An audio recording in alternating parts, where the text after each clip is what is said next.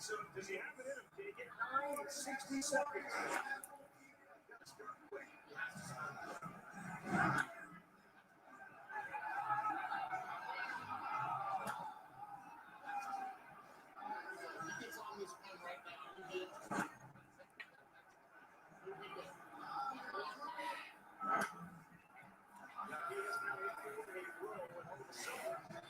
He's shooting it. 30 seconds.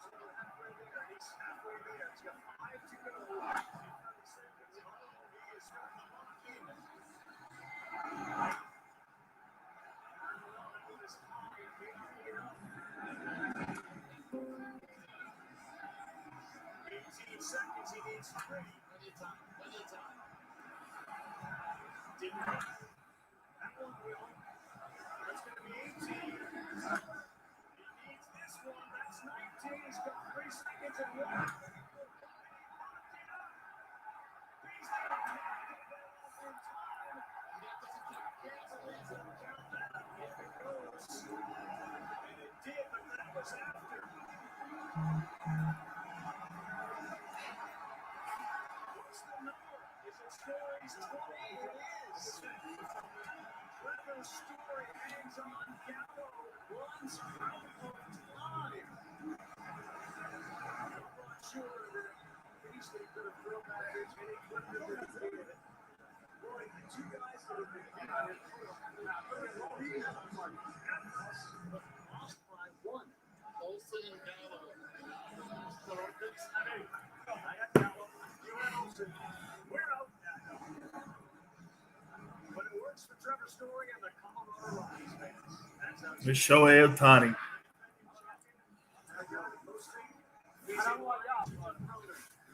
Alonso coming up, the polar bear, Salvador Perez. Don't count out the great big catcher of Kansas City. And then it is Juan Soto and Shohei Ohtani. Baseball's biggest story in 2021 on the biggest stage yet.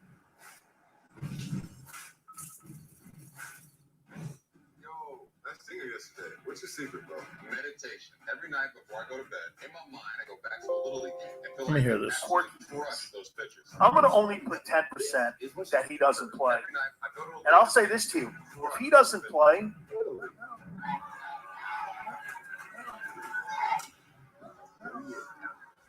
there's still a shot.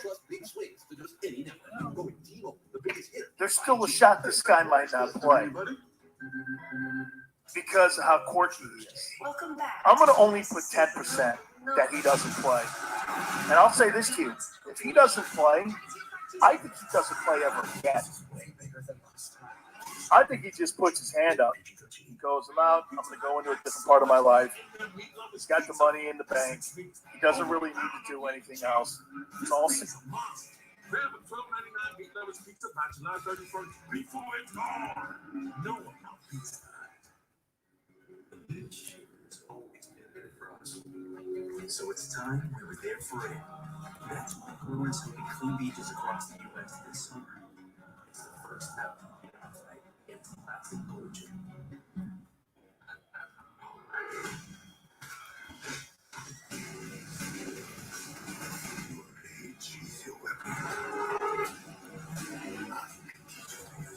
Let's go. Snake Eyes, rated PG-13. Wendy's serves fresh, never frozen beef on every hamper. That's why our Dave Sable is so hot and juicy. But what if What up, Trev? get one for $1 and all of these things work too? Yeah, I am.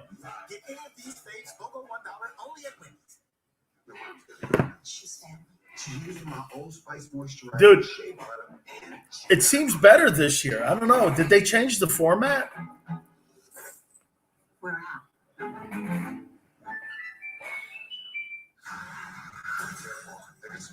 Wow, Edmonton just got Duncan Keith. Legend has it there's a tree in the Amazon that could change the world. I'm the only one that can get you there. Okay. It seems better today. Just There are things out there you can't imagine. Brings a submarine to the Amazon.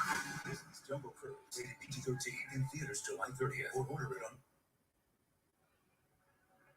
To be immunocompromised is difficult. You lose so much. He is.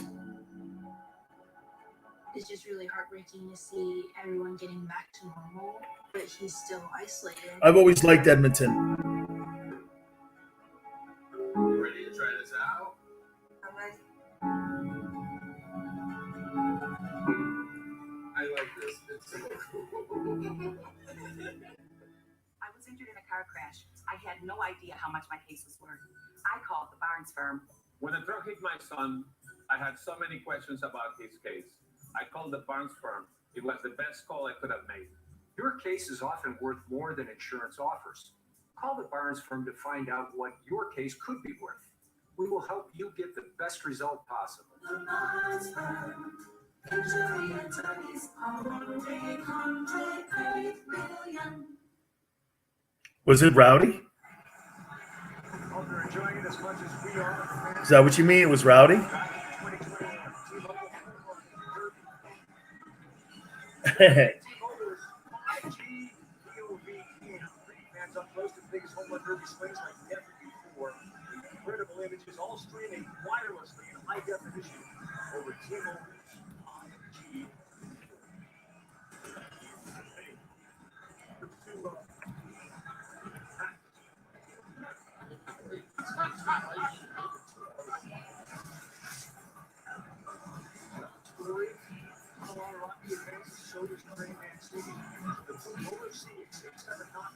Joey Gallo and Matt Olson.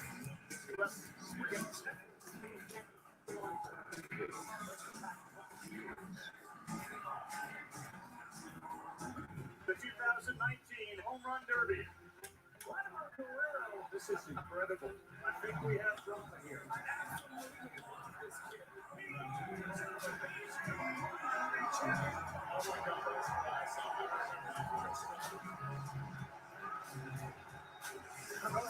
Alonso, the 2019 champion, after he won that, then he showed up and drove a couple of runs in the All-Star game the next day, the first rookie. Organized an All-Star game, but he lives for the Derby. Lives for it.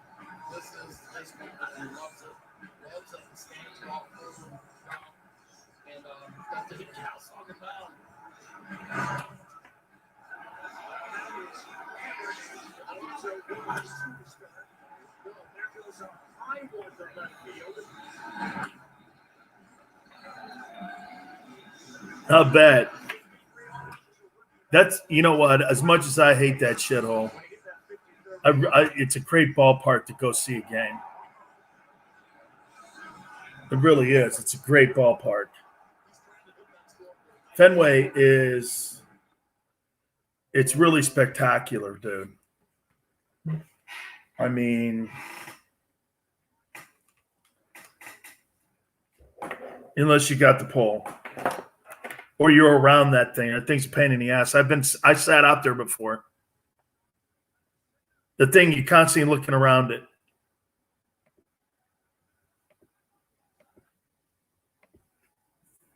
Made it.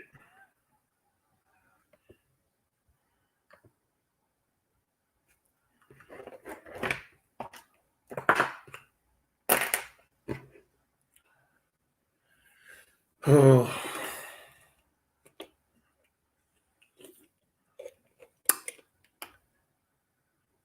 What?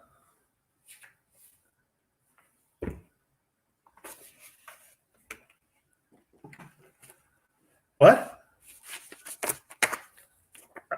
I'm sorry. I'm not picking my nose something more important than listening to you.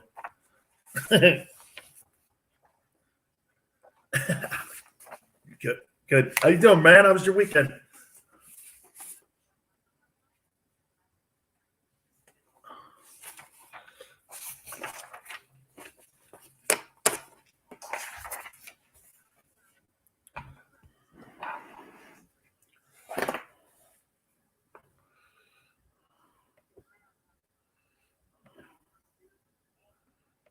Oh, that's great, man.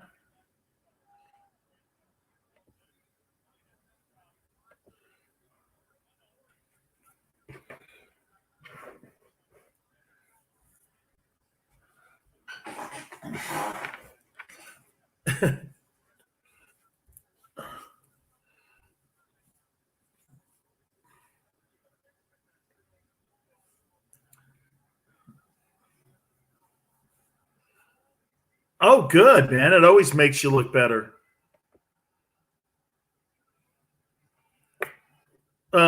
My daughter's got a little bit of that Italian skin in her too, and so she looks a little white. And so when she gets a tan, she looks great too. So,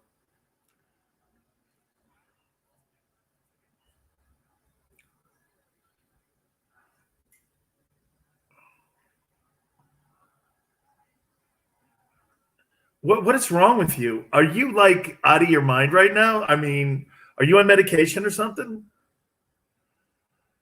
Wow, man, this guy's farting in my ear. I mean, I'm not kidding. Oh, thank you. What? God, man, you're disgusting.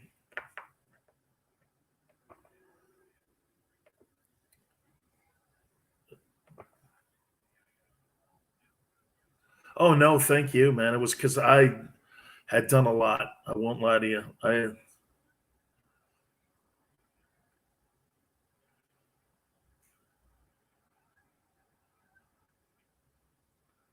Yeah.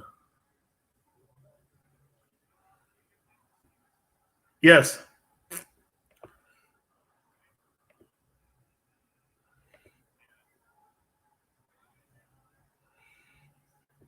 Oh, good. Hey, you know what? I haven't had a significant interview for us to replay here at night yet. Because now tomorrow I will. It's going to be Morton Anderson. He's a Hall of Famer. So I'm going to get that over to you right away. Let's see if we can if we can play that tomorrow. What do you think? No. Yeah, and I'll time code it for you, and I'll tell you where it is. Because I'm going to give you the whole. I don't get. They're not sending me all the they're not sending me just the interviews. So I'll time code it for you and tell you it's like here in between here. So you don't have to search. You go right to it, and there it is. Is that cool? Okay. All right.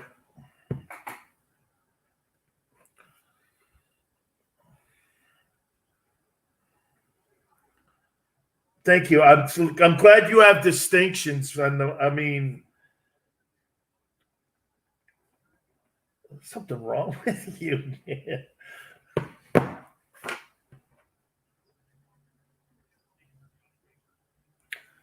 Yes. You wait a minute. And the bells came out? Oh my God! And the bells rung. I would have laughed.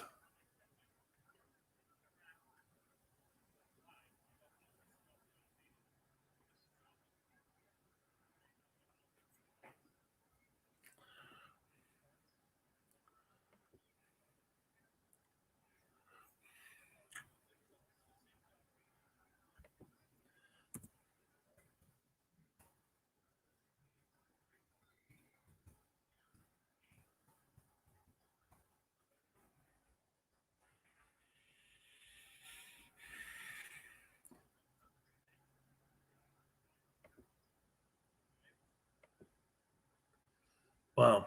You like Howard Stern?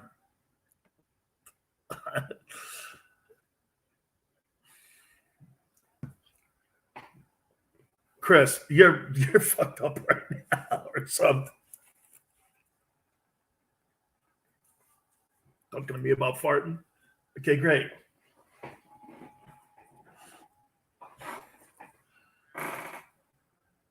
Oh yeah, clearly.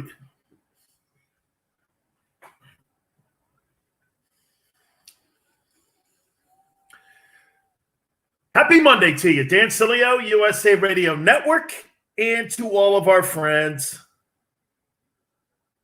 on our Twitch and on our YouTube channel. We welcome you here on this Monday. Let me see. We are 8 days away from the start of the NFL training camp season.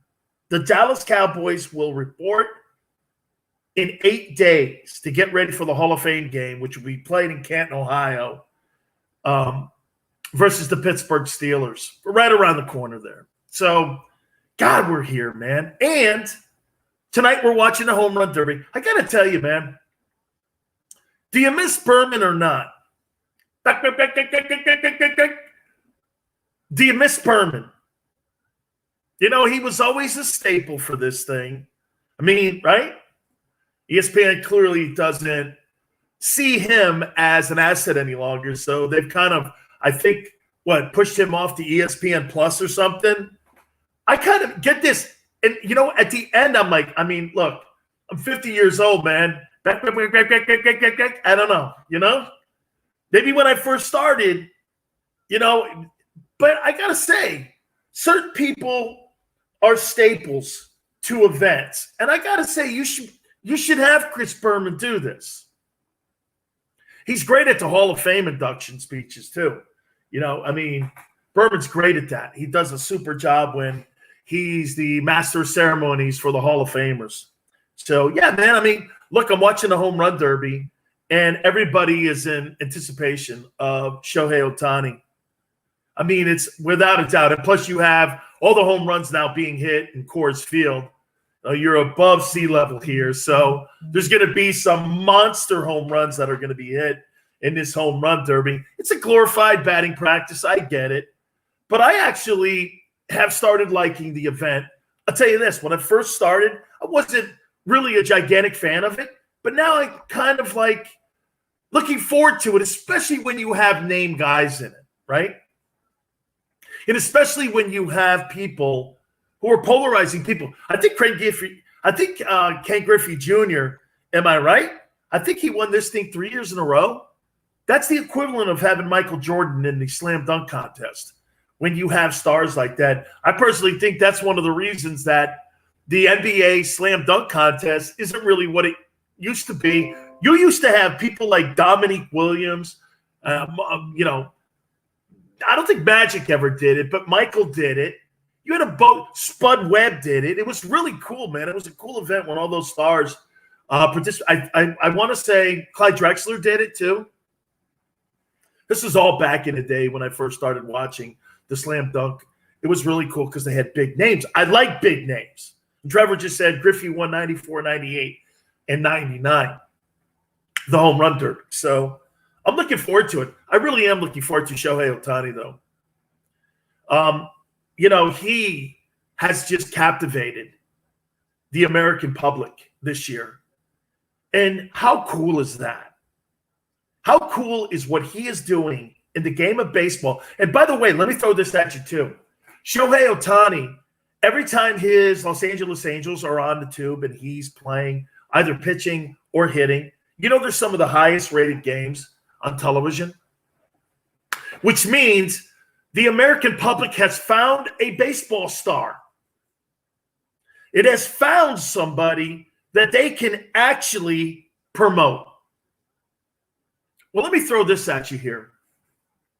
Now, I want to be fair to this conversation. And how I'm going to be fair to it is you tell me if this is more of a sign of the times or this is something that is truly a racist comment. And I'm going to paraphrase this. So Stephen A. Smith was on First Take, and I actually tweeted a whole boatload of stuff about it. But then I got to tell you, I thought about it after a while, and I want to make sure we are fair to both sides before we indict. You know what I mean? Before you prosecute something as racist, don't you think you have to at least litigate it, right? And determine whether or not. So here, let me get to it. I guess Max Kellerman and him were on First Take and they were talking, and then there was, and actually this was a produced segment. So producers were also involved in this. And Stephen A. Smith came out with the notion that you can't have Shohei Ohtani as the face of the game of baseball because he needs an interpreter. It's impossible to market someone like him. And let me tell you where that landed today. In theory, what Stephen A. is saying is, why don't you learn English so that we can promote you and you can be the face of baseball? Because you being a foreign player you're not the right guy for that position on being the face of baseball because you're hard to market. When you say it like that, it's xenophobia. It's racist. Now, I want to go on this side. Is Stephen A. wrong? Or is it the time we're in? Watch this. Don't you agree that somebody who doesn't speak English in America and is from not, American, wasn't born here in America, doesn't that make it harder to promote? And if you put it that way, okay, you're going down the avenue of, okay, listen, that's why foreign athletes are so hard to promote in this country. Now, I don't subscribe to that comment. I subscribe to it being racist. Okay? I personally, I don't care if Shohei Ohtani speaks English or not. I don't care if Shohei Ohtani is from Japan. I really don't care. I have no caring about that whatsoever. And when you think about it too, when you're talking about a worldwide athlete who is captivating the world in baseball, this guy here is doing things that we haven't seen since actually Babe Ruth. And I mean that guy. He's going to start. How about this? He's going to start. And I believe he's starting against Soto, if I'm not mistaken. Am I right when I say that? He's going to be starting the All-Star game as a pitcher, and he's going to lead off as a hitter. How incredible is that? And Trevor just said ESPN has no balls. He's right, because what they've done now is they've hidden Stephen A. Smith because of that comment. It's a racist comment, man. Who cares if he speaks English or not? Who cares? When's the last time you heard Mike Trout do an interview? I care he's good, man. I care he's doing things that we haven't seen anybody do in baseball history. Who cares, man? Like, I've never seen – I haven't in the last 10 years seen Mike Trout do an interview. Who cares? I mean, whether he speaks English or not, I don't really give a rat's ass. It was a racist comment, man. But you see, I made a comment back in 2012, and mine was a mistake. It was off the cuff. This was produced, thought out, and he's done this before. Then you had a guy like Jalen Rose saying that they needed a white boy on the team. On Team USA, who, by the way, got upset by Nigeria over the weekend. And they needed a white boy on the team. I don't know where this comes off, man. That you could be a minority and you get a hall pass and you could be a racist anytime you feel like it with no collateral damage. That leads me to believe what Stephen A. said was maybe it's because we're in the times. Maybe because we're in the times. If you're a minority, you get to be a racist on the radio or on TV. Okay? You get to be a racist if you feel like it. And nobody says anything to you because you know why? They're afraid to fire you if you're black. That's a fact, man. They're afraid to fire you, which means this. You can't be barking anytime on the radio on anything that could put you in a position where you could be fired for that. Okay? You can't. It's the landscape we're in. I said something in 2012. Okay? And by the way, do you think what I'm saying is racist? Or did you think what he said is racist? I mean, I want you to hear this. This is Stephen A. Smith on First Take with Max Kellerman today.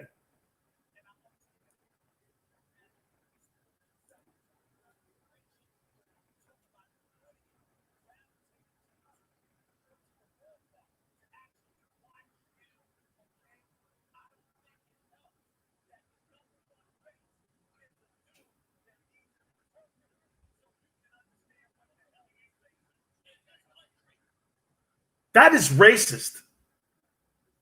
That's a racist comment. I don't care how you slice that up. I don't care how you put that in any way you want other than the fact that that is a racist comment. If any white broadcaster were ever to say such a thing, he would lose his job. If Rachel Nichols at ESPN had said that, she'd have been fired in 10 seconds. If anybody that were white were to say that, they would be fired in 10 seconds.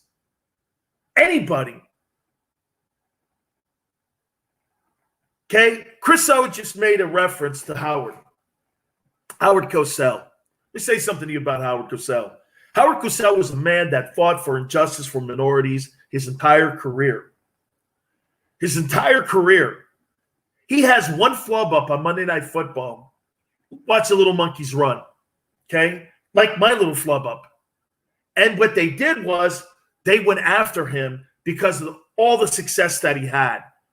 And they made it into something that wasn't real.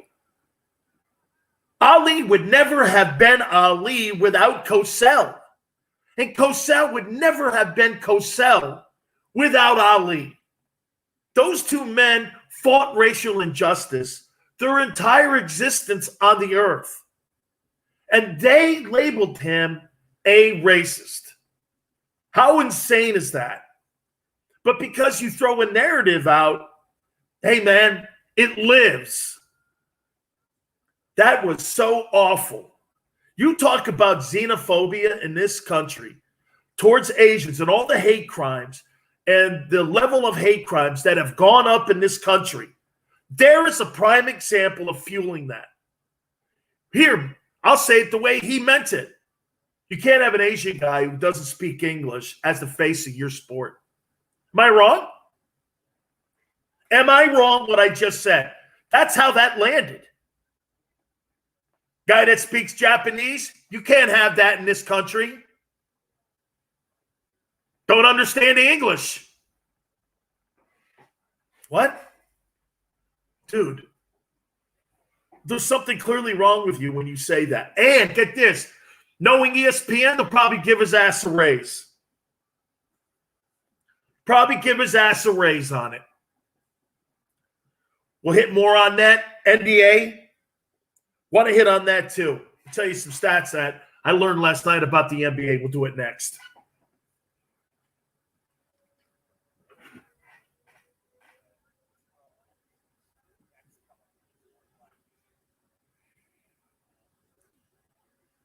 I like that. I may replay the Stephen A. clip. I don't know where I can plug that in. I'll have to think about it. Okay.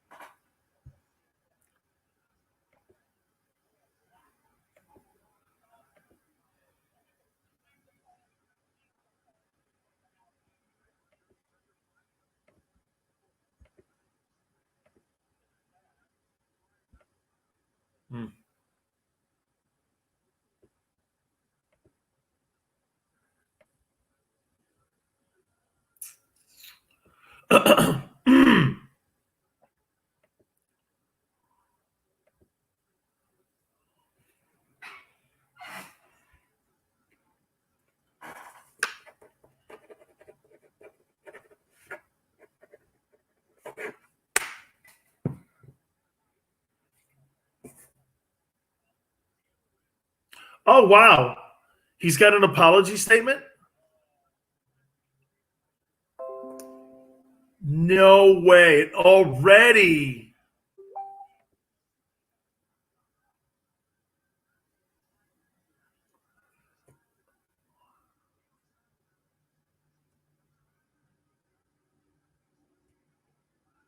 Oh, my God.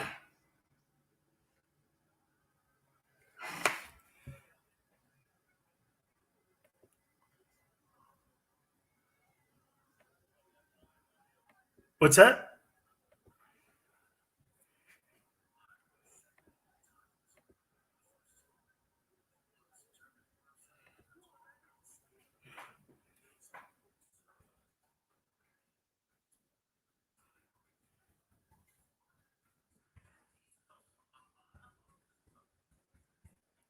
Yeah, let me have that. Yeah, I'll call for that.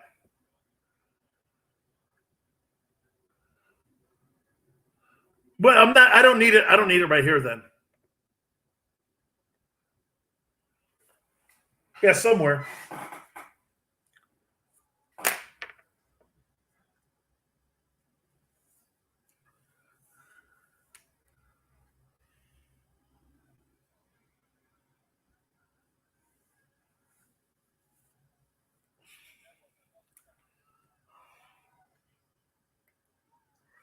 About time.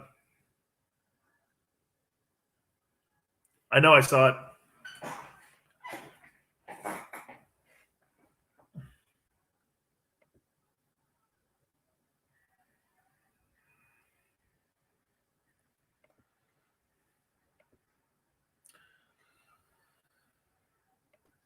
Dan Sileo, USA Radio Network.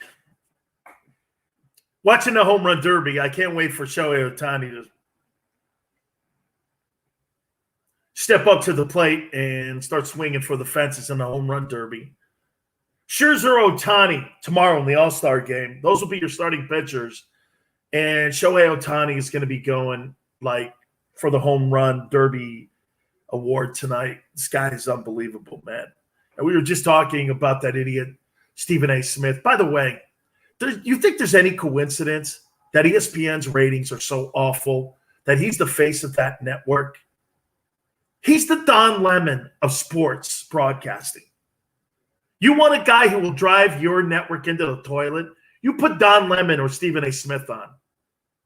And I'll show you how to drive a network into the toilet. Unprecedented rating failures at CNN. Do you know the NBA finals are down 35% since 2017? That's 10 million viewers. 10 million fewer viewers watch that network since they gave Stephen A. $12 million a year and made him the face of the franchise. You think there's any coincidence that that guy who race baits every day and sets the tone for that network, that those ratings are in the toilet on that network? Any coincidence? See, I feel that I'm okay to be criticizing Stephen A. This guy was racist today when it came to the Asian community. I'm speaking facts. Here's the weakest apology of all time. Because you know why? He saw that $12 million paycheck of his threatened.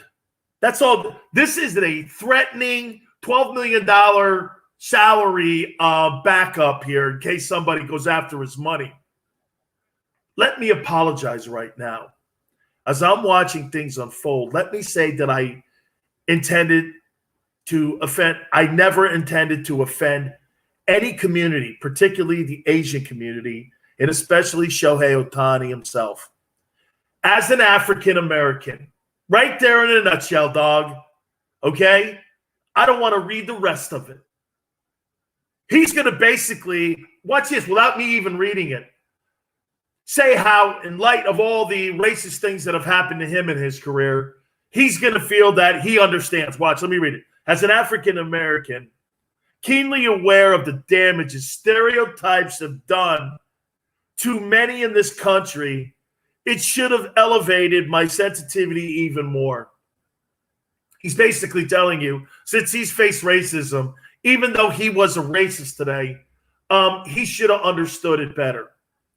Based on my words, I failed in that regard, and it's on me and me alone. Ohtani is one of the brightest stars in the game of baseball today. I mean, look at this thing, man.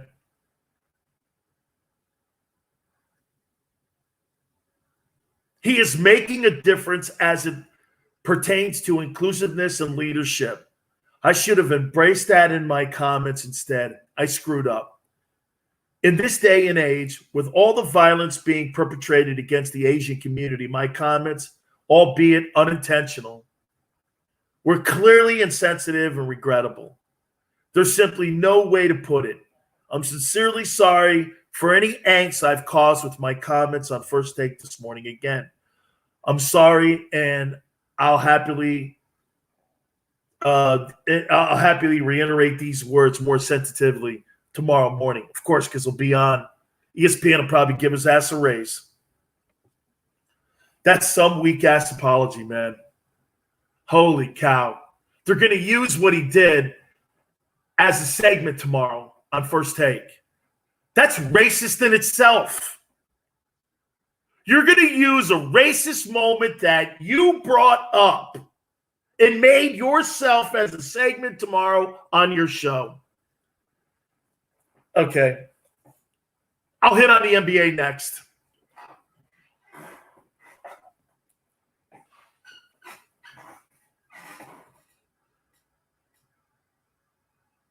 I think Ohtani bombed.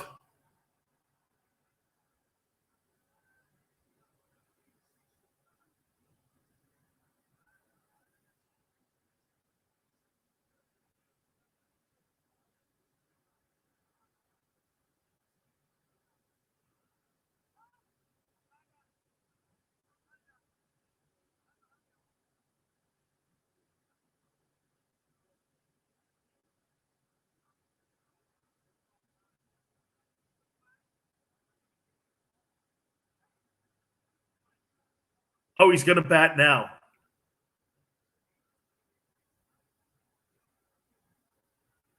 Oh, he's got a minute 20. Never happened. He just hit one out of the ballpark.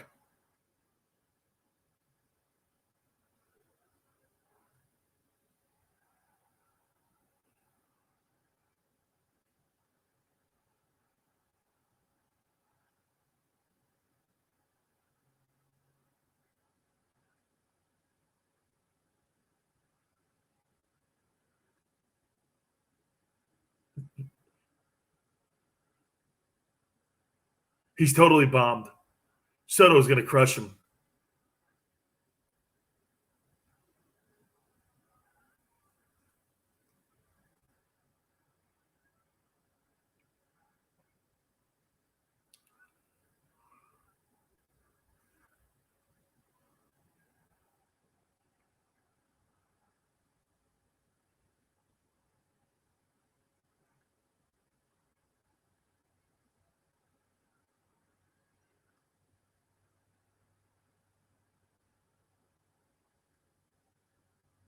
He's running it down a little bit. No, right there, forget it. 10 seconds, no way.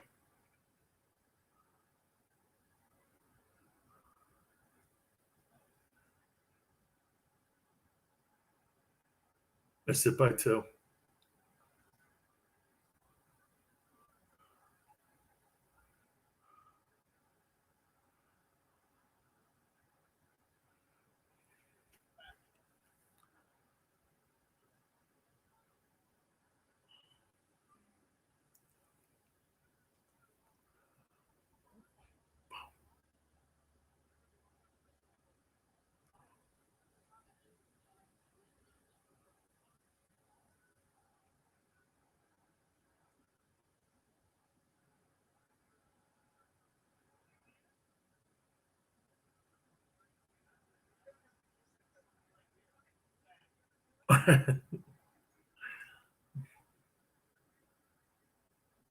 Oh my God, he looks like Ken Griffey Sr.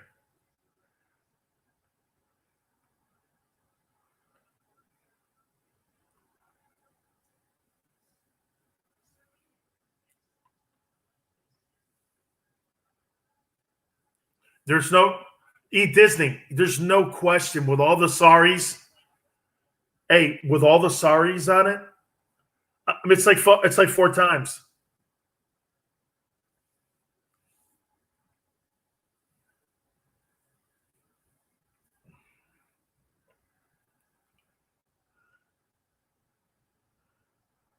He's at 19.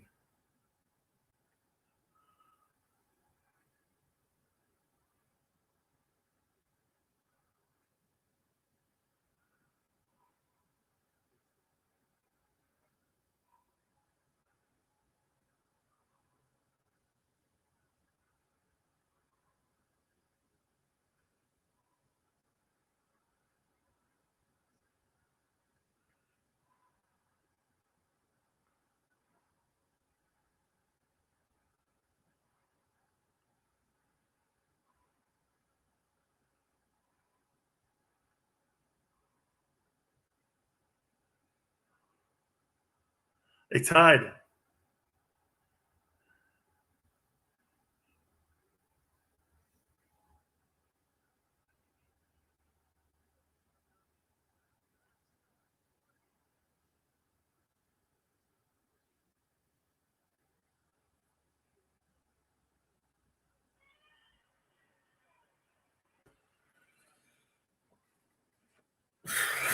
There's something wrong with you tonight. I like it though. I'm kidding, dog.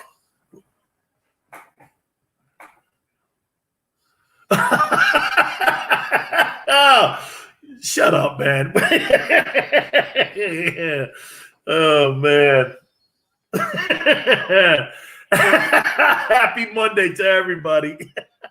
Oh, my God, man. My guy, Chris, I don't know, man. Oh, man. I guess when you're up 18 hours a day, it's going to eventually take its toll on you. And when you work in radio, as long as both of I have, you lose your marbles. I get it. Trust me. My wife says that most of the time to me, you know what she says?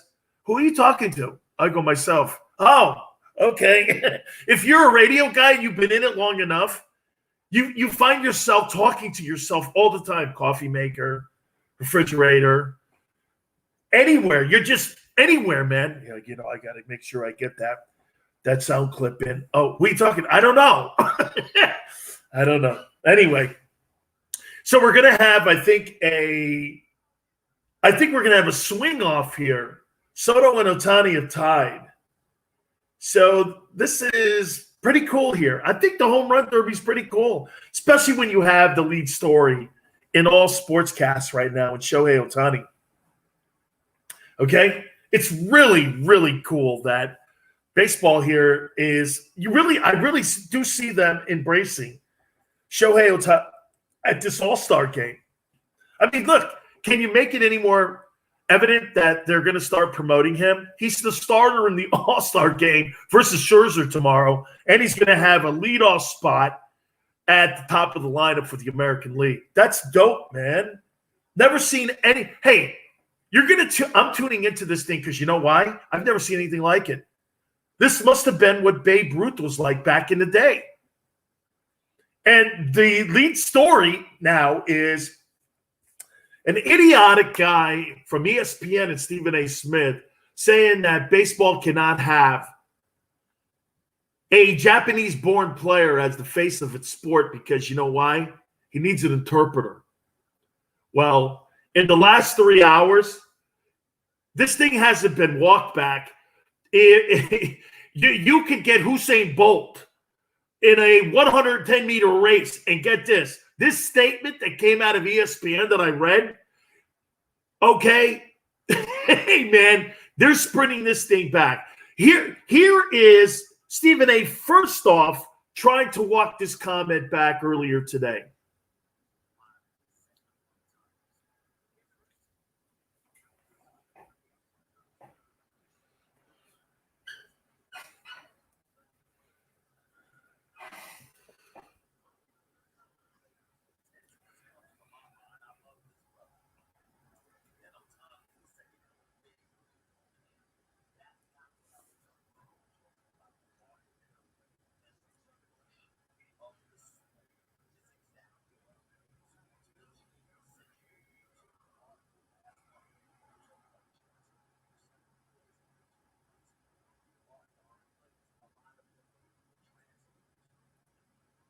What the hell did that even mean? What did that even mean? 30+% of the baseball players in baseball need translators. So let me get this right.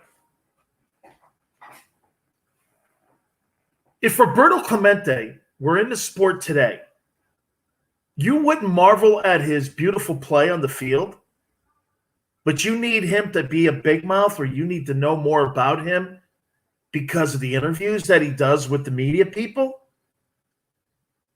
Baseball fans don't care, and they haven't cared for generations what the baseball guy's private life has been. This is a prime example of the media wanting people to get into the private lives of their heroes and their superstar athletes. Wouldn't it be best if we could just marvel at the athletes and their beautiful skills like LeBron and all of these other players that we love to root for? Why do I have to know what nationality, what language you speak, what religion or politics you have? That is without a doubt a liberal mindset that you think you have to know about everything about the person that you admire. I think it's ridiculous. When I walk in, and again, this is why ratings are down on ESPN, is because they think covering that stuff matters to fans. When I'm watching Shohei Ohtani, I'm watching this beautiful player. I don't know if he's a Democrat or Republican. I don't care. Why are you putting that in my thought process that I have to care? Well, you can't market this guy because he's Asian. Imagine that. What the hell did that mean? What do you mean you can't market this man because he's Asian? Is that are you basically telling me it's harder to market black players than it is white players? You talk about race baiting.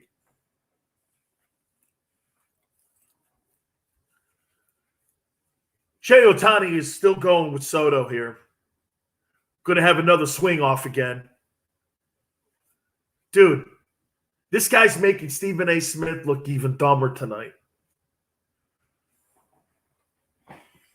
Everyone, and get this. Do you know what Stephen A. has done in the process? Do you know? They've made him a martyr. You're rooting for him now. Man, why would that guy say something about a guy like that? He's smiling. He's enjoying himself. He's representing his team. He's representing his league. He's representing Japan. How killer is that? You can't get any better than this right now. Soto's up to the plate. By the way, this kid here, man, has taken over for Bryce Harper. And you know the coolest thing about Soto and that Nationals team? It's funny, isn't it? Harper leaves the damn place. They win a World Series. Shows you what, a superstar really means to a ball team. He leaves. They end up going on and winning a World Series. So there's 3 swings here, and Soto just jacked one. And Ohtani's going to get an opportunity too. So I'll keep you updated on what's going on here. Man, just awful. Just absolutely awful on what people, without a doubt, have really just, where you could just come off and make comments like that. Let me read this statement again to you here. This is just a few hours ago. Let me apologize right now. And I'm watching things unfold right now. Let me say that I never intended to offend any community, particularly the Asian community, and especially Shohei Ohtani himself. And this is where he throws himself into this. Again, as an African-American keenly aware of the damage stereotyping has done to many in this country, I should have been very sensitive, even more to the point. Based on my words, I failed in that regard. This is clearly done by Disney. Disney's run like a frat house between the stuff that's going on with Maria Taylor and Rachel Nichols and now this. It's a frat house. I failed in that regard, and it's on me and me alone. Ohtani's one of the brightest stars in all sports. He is making a difference as it pertains to inclusiveness and leadership. I should have embraced that in my comments. Instead, I screwed up. Wow.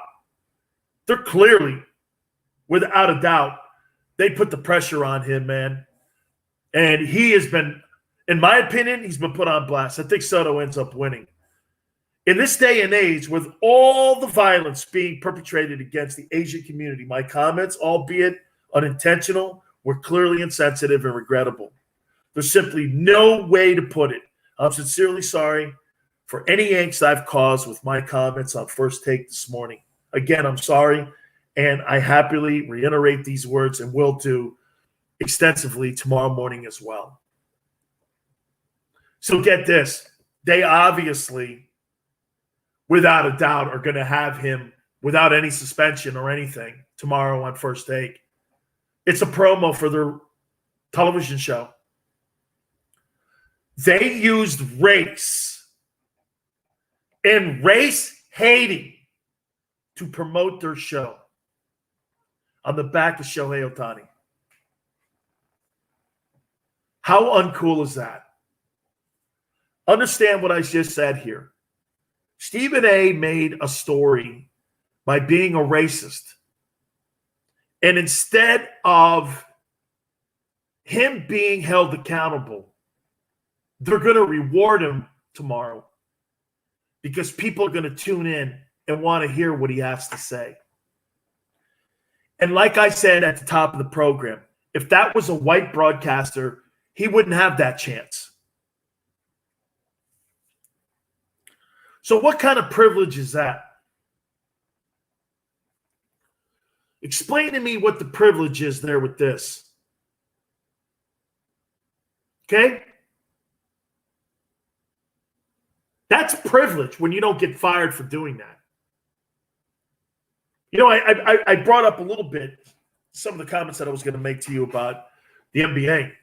When you have people like him and everyone else throwing race and wokeness at you when you're covering sports now at ESPN, you think there's any reason they've lost 10 million viewers? Barely anybody tunes into that programming unless it's for football, college football. They don't tune in because there's been some sort of directive at ESPN where they've got to instill racism in some conversation. It's even infected, in my opinion, game day. How many stories are you now seeing with race relations things that are going on with game day? I'm telling you, man, that network has really gone over the line with what they're doing when it's covering sports. Personally, look, and I want to make a statement here, and I want everybody to be very cognizant of this. I'm not saying that there's not issues in this country where people have to, without question, have to always be on guard when it comes to racism in this country. We still fight it. We're still trying to be a better nation. We definitely are.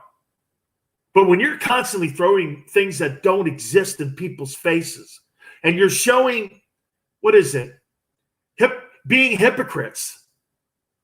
You can go after somebody for saying something that's insensitive on your net. But if somebody else says it, God, you know what? Why do I have to always be like a guy who's got to be careful what I'm saying here? I hate that. You know what I'm talking about here too. Man. Sports broadcasting is so not the same any longer. It's just not the same. You know why? You can't speak the truth. You can't say this. Well, white guy says that, he's fired. I don't care who you are. Howard Cosell. Chris O makes a point. Who do you think is more revered in sports broadcasting history? Howard Cosell or Stephen A. Smith? Come on. You fired Cosell, who fought for Ali. And get this, stood by Ali's side when he was protesting the Vietnam War. That guy got fired because he said something dumb.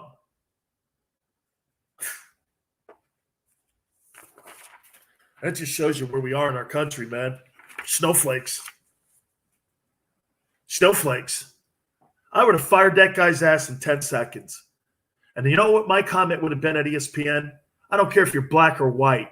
You have no right to say, well, get an interpreter so we can all understand you. Sorry, you're a foreigner. You can't be the face of our sport because you're Japanese and you speak a different language. Am I wrong when I said, who in their right mind could say that? I don't even think Charles Barkley could say that and get away with that. Think of that for a minute. You can't be the face of your sport because you're Japanese and you speak a different language. And I have to get a damn interpreter so that I understand you. How can I buy anything from you when I can't understand you?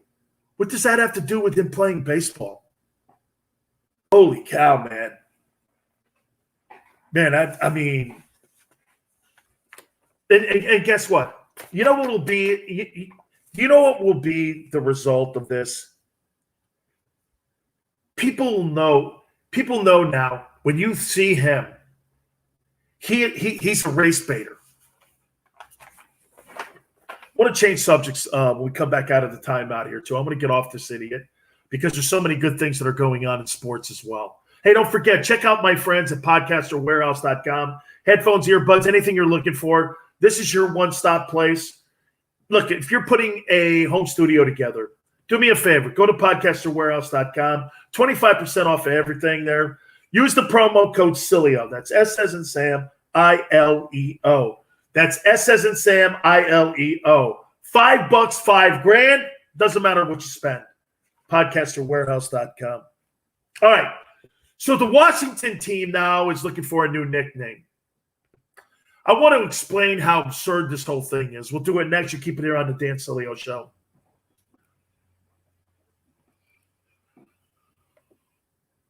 Thank you.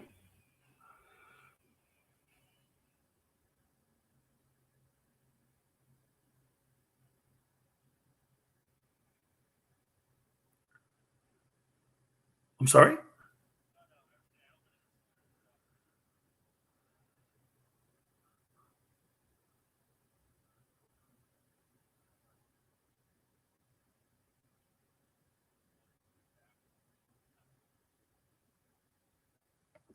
Gotcha. Got it. No, I love it. I like it. No. Always do that.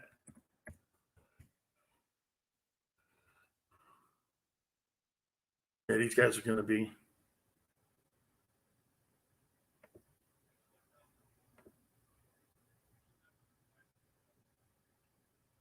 Night, Paul Malone look up in the sky and say, What's that? What the hell going on up there? Do UFO live on other planet, phoning home like ET? Paul Malone read on TV about white people.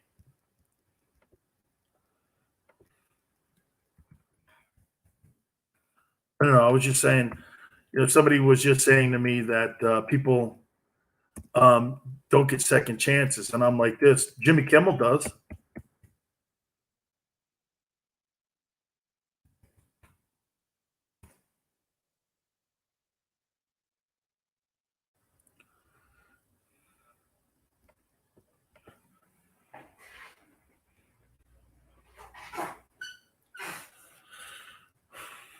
Ugh.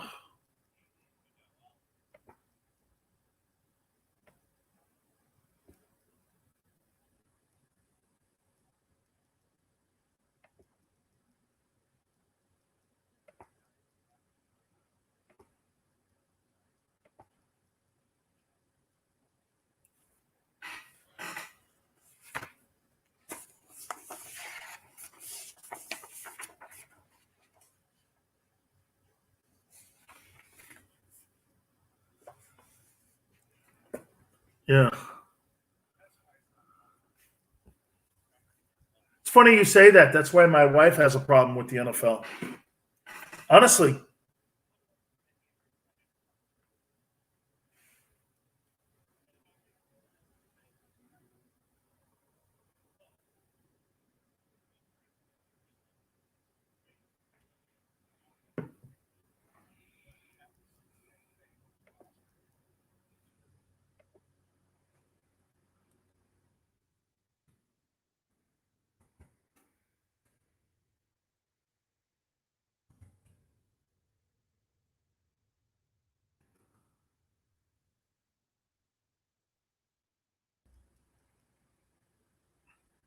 Crazy. Oh, completely strange times.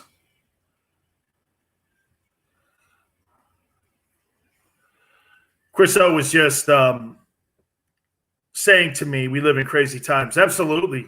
Dan Sileo, USA Radio Network. Oh, absolutely. We live in crazy times. And, listen, and you know what we live in? We live in, like, unfair times. It's like whoever owns Congress and the Senate seems to have, like, the upper hand. But then again, I really don't think Republicans had the upper hand when it came to this new woke society we live in.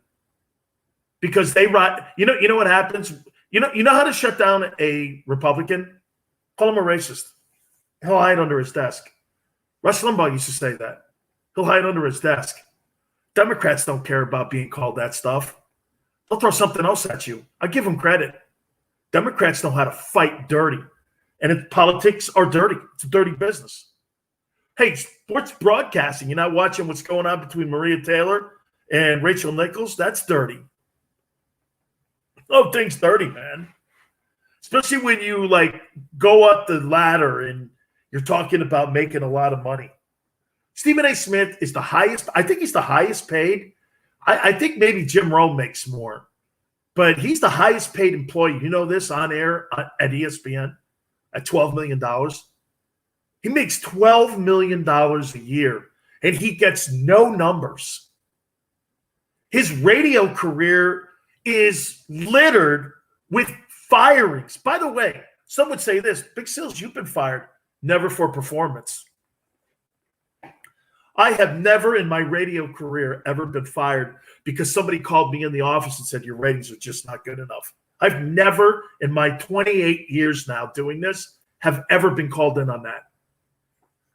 And by the way, I know a ton of people that have. I've never had that. I've always been in the top 5 or 3 in any market I've ever worked. That's a fact. By the way, nowadays I have to keep numbers at like my fingertips because I have to prove that. I've quadrupled numbers This guy loses jobs. Bomani Jones, my boy Trevor's on my Twitch channel now. That guy's got 8 jobs and he's been fired all for performance on ESPN radio. And they still give him a gig. And you wonder why the network, TV, and radio at ESPN, because you know what? Jamel Hill said it perfectly the other day. They want black faces on their networks. They don't want black voices. Because do you think somebody like Charles Barkley could ever be on ESPN? No way. Because Barkley will talk conservative. And he'll rip black people. Charles is on the side of what's right in his mind.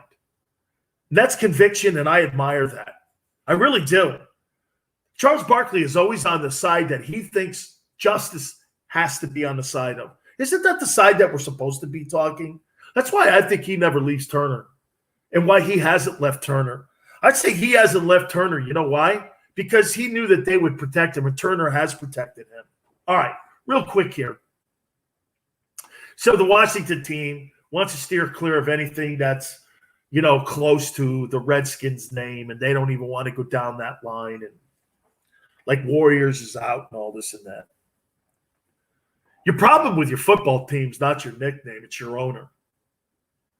You think by changing the nickname of the Washington team, it's going to change the fortunes of that thing? Until Daniel Snyder is removed as the owner of that franchise will be a laughing stock in the NFL. Worrying about calling it the Redskins or the Warriors or whatever is the least of your problems. So what they've decided to do, and by the way, if Redskin is offensive to people, then get this, no problem, I don't care. Hell, I guess Aunt Jemima was offensive. They took it off the pancake box. So I don't know, okay? I think everything offends people. I saw that the Robert E. Lee statue was taken down in Charlottesville, Virginia over the weekend. I'm like, yeah, I'm sure that'll help. What's next? The White House? The White House was made by slaves too, and so was Lincoln Memorial. So was the Washington Memorial. Okay, so was Jefferson's Place. Are you going to tear all these monuments down because slaves made them? It was a part of our country. It was a part of the history of our country, good and bad. I love how people think they can write like a crayon book, and everything's happy faces in it.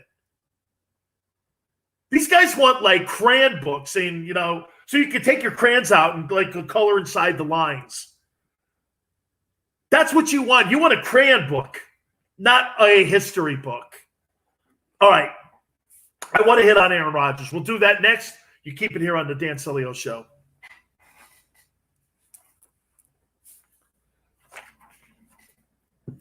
Nor predict it.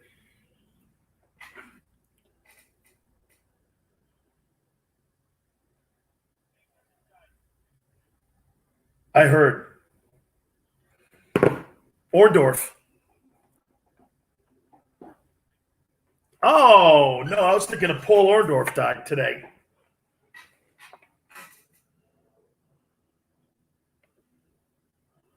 Be right back.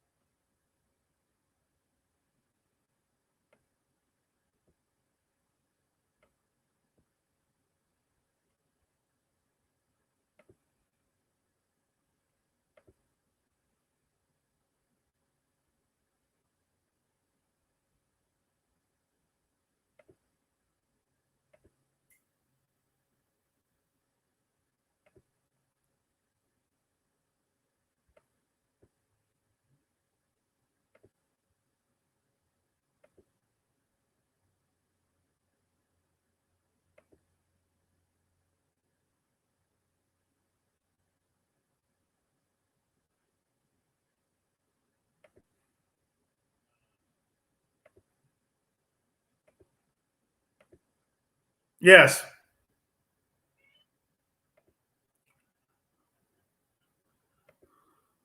What? Holy shit.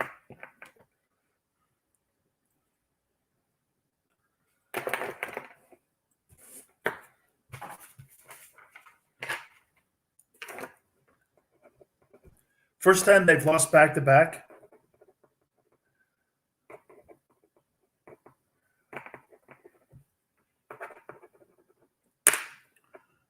Wow.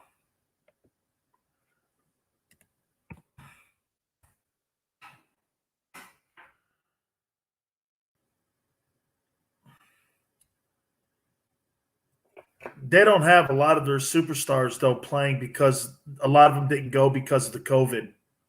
A lot opted out. Like Kevin Durant's not there. LeBron's not there. Oh, absolutely. Absolutely, man.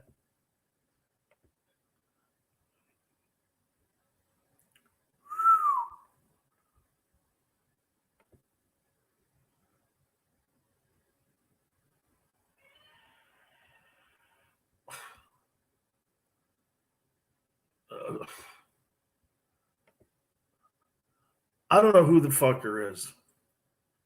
Yeah, okay, great. Oh, really? Oh, wonderful. Oh, did he? See? Okay, it was him, not you. Oh. Uh-huh.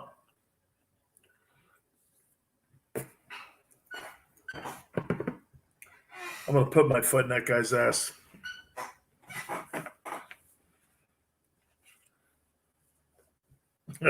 Don't worry, I'll muster it up.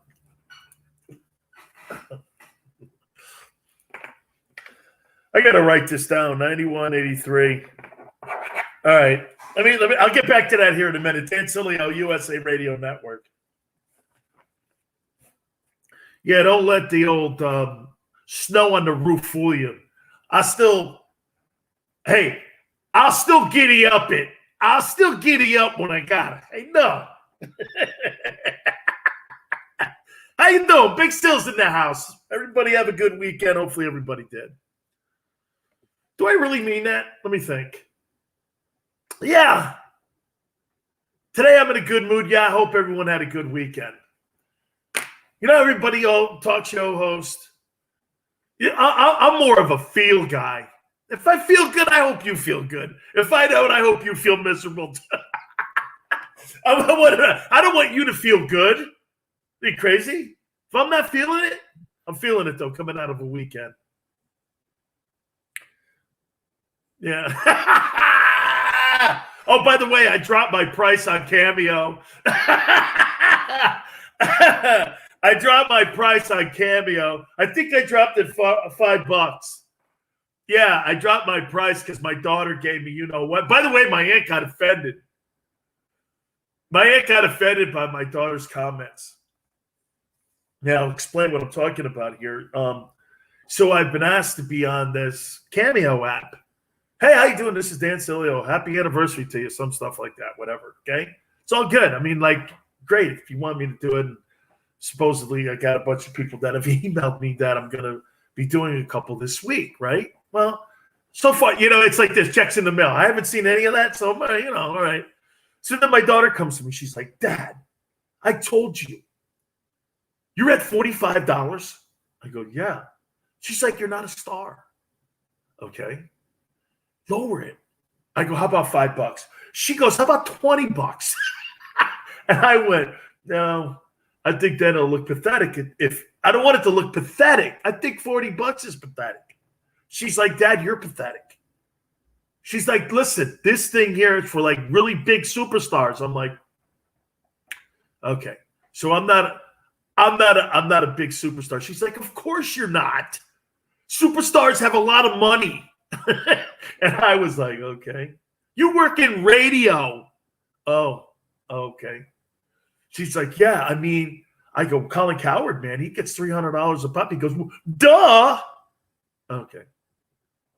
So my aunt heard that. She's like, doesn't she understand all the things that you've accomplished? I'm like, yeah, easy, easy. I actually like the fact that my daughter thinks I'm a nobody and just her dad. To me, that's a merit badge. That's the kindest thing anyone's ever said to me. My daughter only knows me as her dad. That's all I ever wanted her to know me as, is her father. That's the greatest compliment that any man can get, is when their daughter or their son know them as one thing, dad. Maybe dumbass dad, but dad. And to me, that's a merit badge. I don't have to have anything in some appendage to my name for my daughter to respect me. I don't need to have some title that separates me or makes me have some false confidence that my daughter will look at and go, wow, that's really quite the title you have. I just like the overall title and the number one title that you can have in the world, plain old dad. It's the greatest compliment you can ever give a father. My daughter, she looks at me as her father. My wife came down and she goes, I think that's a compliment. I looked at her and I said, you're damn right it is. I'm the bragger. Okay? I don't want her to be like that. I want her to be who she is. I love that in her. I love the fact that she looks at me just as her dad. I don't have to have anything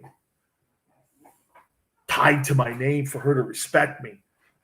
That's a cheap way to get respect from your kid or from anybody, is to put some superficial tag next to your name so that what? It fools them into respecting you. See, you have to earn respect. And when you're a parent, that is hard earned. I think it's harder to be a parent and get your kids respect because you know why? Whether they respect you or not, they're your kid and you got to be with them for the rest of your life. Or not, depending on how you see fit to raise your kid. You see, certain people think your kid has to respect you. I think you have to respect your kid for your kid to respect you. And then it's going to be mutual. I'm not telling you how to raise your kid. I never do that. That's not my place. But I work hard at just being plain old dad. I do. We goof around and I'm a pretty big guy and intimidating guy, as my wife would say. My daughter, I said this one day to her, you'll love this. We're out on the beach. And my daughter says something really crappy. And I looked over at her. I'm going to go, you see these crabs that are out here that are dead? I'm going to bury you in the sand like them. She looked over at me. She goes like this. You're so full of it. You can't even get up off the ground. And I'm like this. Wow. That's my kid right there, man. She goes, Dad, there's no way you can chase me. Come on, try to chase me. So I chased her around the beach. Of course, I couldn't get her. That's my relationship with my daughter. I'm raising a tiger, not a snowflake. Okay, let's move on here. Chris just said something to me. He goes, hey, man, this Stephen A. Smith story, it's kind of cool. It's kind of like obnoxious. But how about Team USA getting beat by Australia 91-83?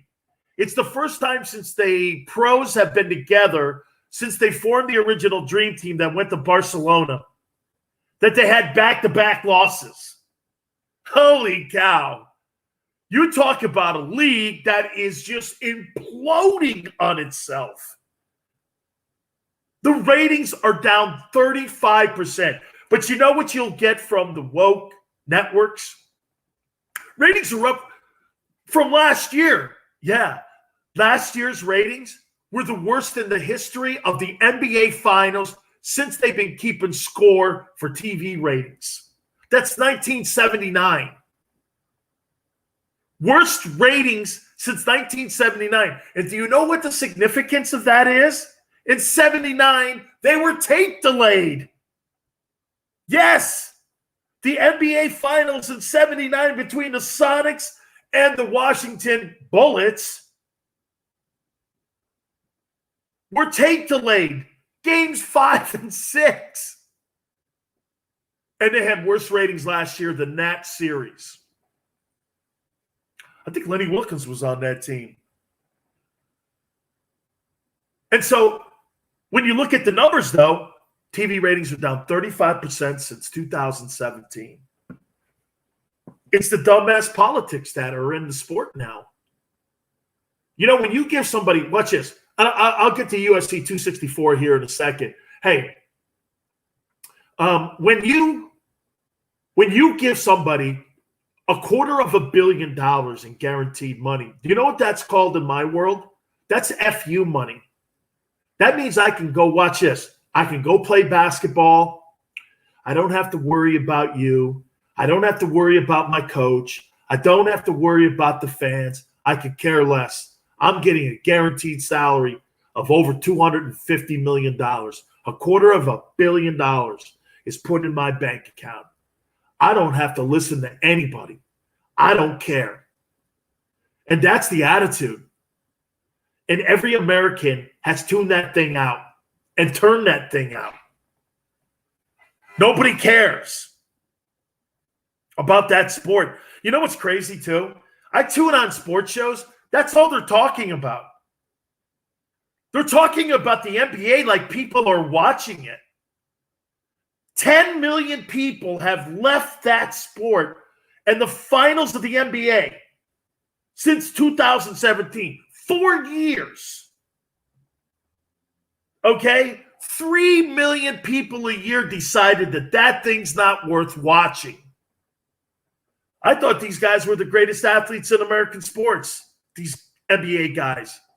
You don't have anybody that makes me want to watch that finals. Now, look, last night I thought it was cool watching Giannis and what he did. He was unstoppable.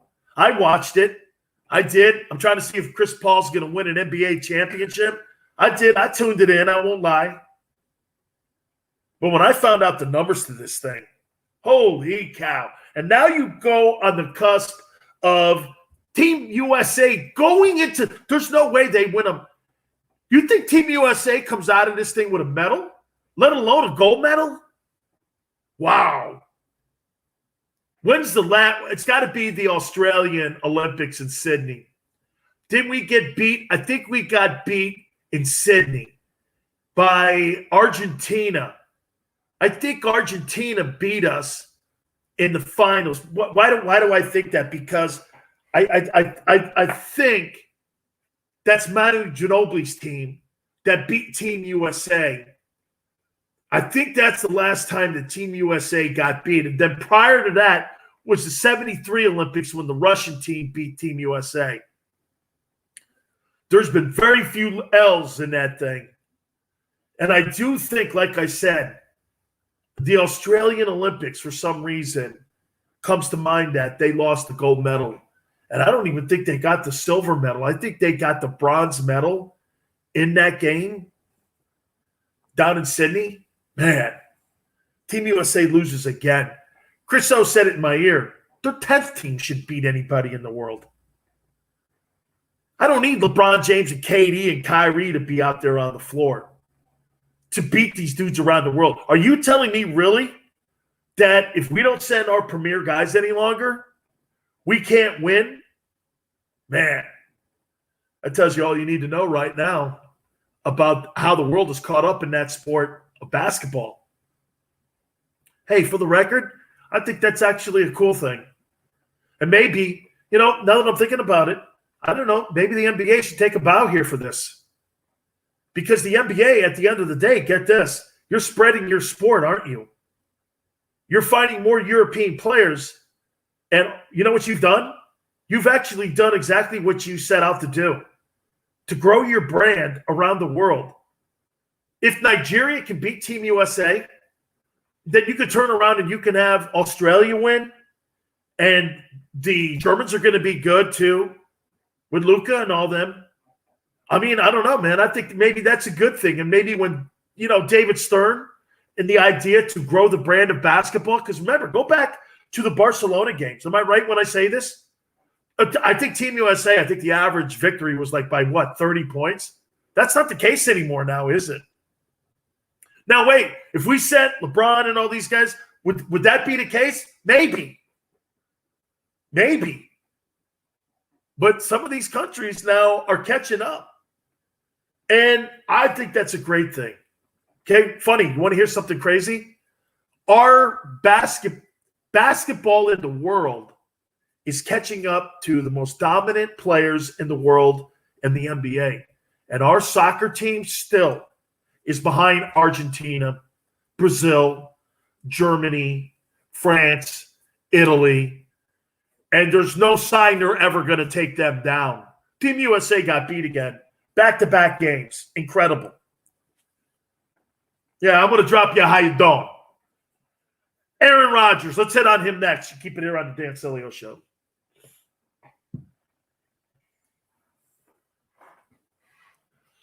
Thank you, Junior.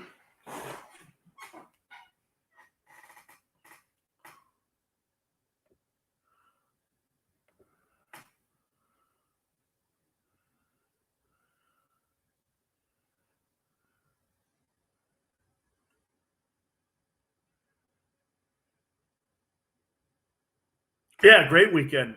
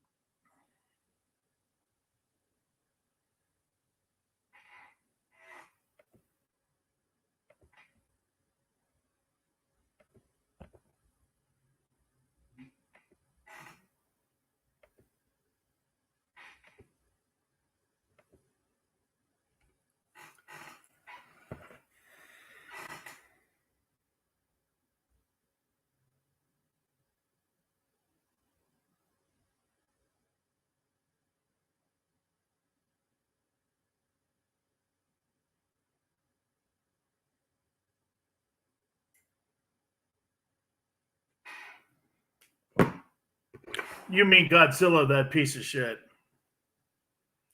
Get it right. Remember this, too, about Godzilla. He wears BKs. Anybody who wears BK is a loser. You can only buy them now or at Marshall's.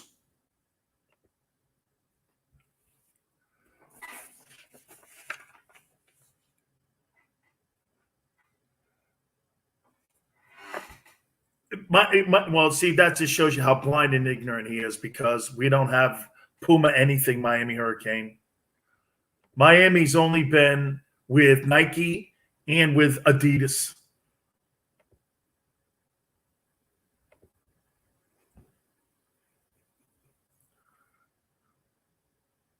Uh-huh. I know.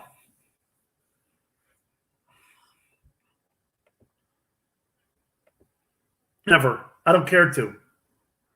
I don't have to do anything. I do not. I would never do that. I don't care to. Watch this. Here, I'll end it right now for you. If he's hit by a truck in the morning, I'm happy.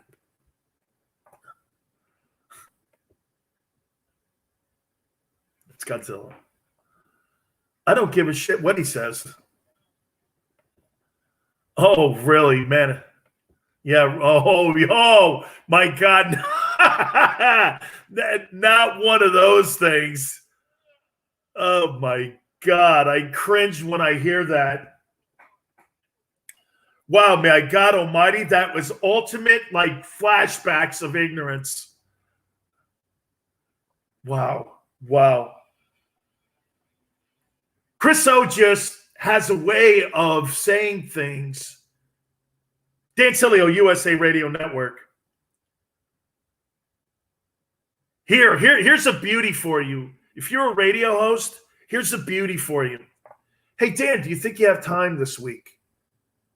This is how these like loser like executives will do you. Watch this. Hey, Dan, you think you have time this week?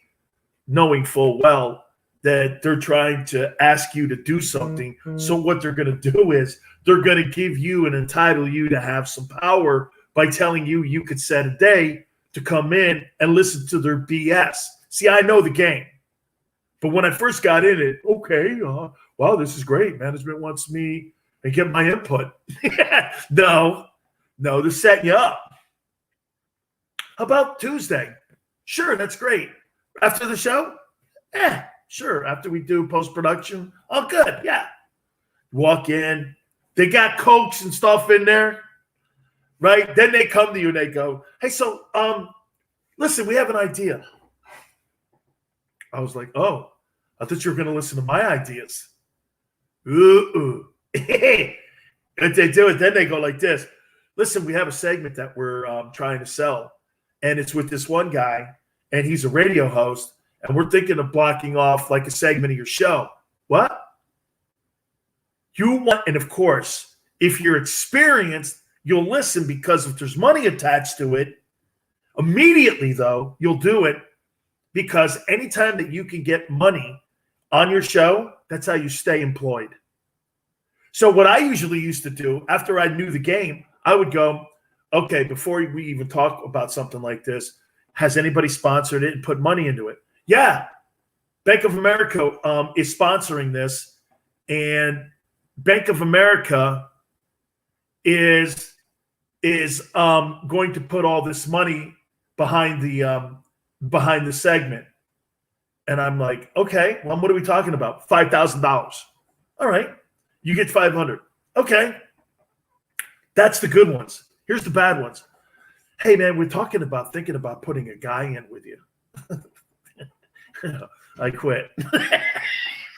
you were walking into the meeting thinking you're going to, you know what? We're thinking about adding someone because we want to give us like a sidekick or thing.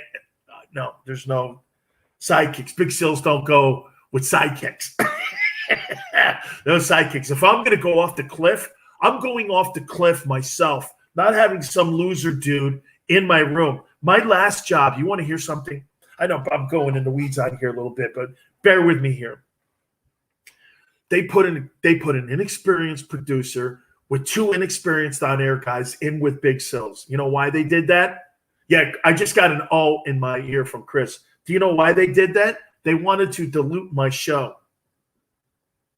You see, when somebody has you imagine putting someone in Rush Limbaugh's studio that had zero experience. What do you think they're doing there? They're distracting Rush. Yeah.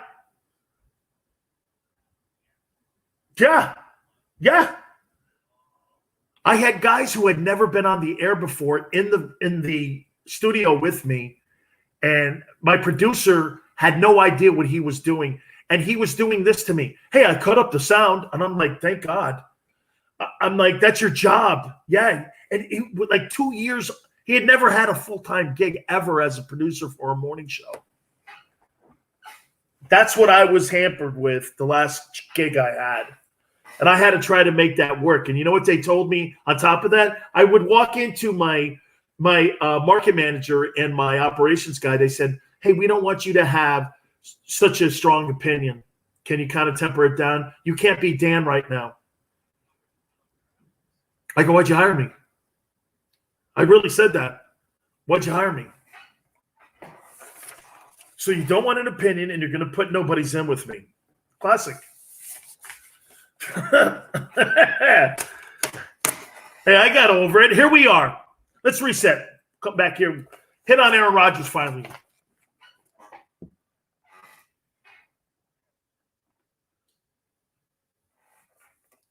That was funny, though. Yeah, but people like real life.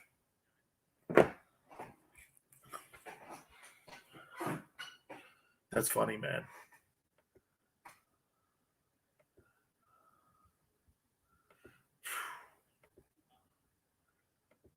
Oh, my God. You're just stroking me now. You know what? Here.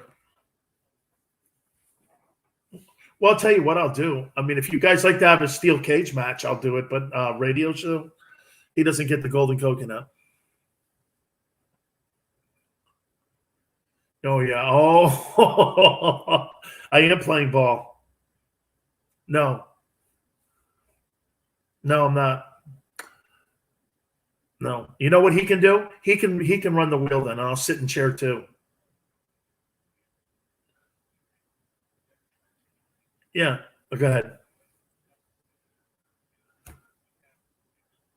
So you sold this without asking me. You don't? Oh, yeah. Contract. Oh, okay. No, it says Dan Sileo Show. It doesn't say Dan and Godzilla. It says the Dan Sileo Show. Okay. Okay. It doesn't say. Oh, absolutely. No, Chris, that's actually happened. That's actually happened. That's actually happened, man. And you know you've been a part of them too. Oh my God, I've had 1 billion of these things. They're so crazy. Yeah. No, absolutely not. Okay, yeah. Okay, that's because you've had great success. Great. What? Oh, really? You built it from nothing. Okay, Mr. Entercom. Sure. Wow. No. You've just absolutely, completely pissed me off. Oh, no, every one of them, because then I go like this. I go, listen, I'm busy on Tuesday. I've got a bar mitzvah to hit. Or no, better yet, I've got 10 cameos to do.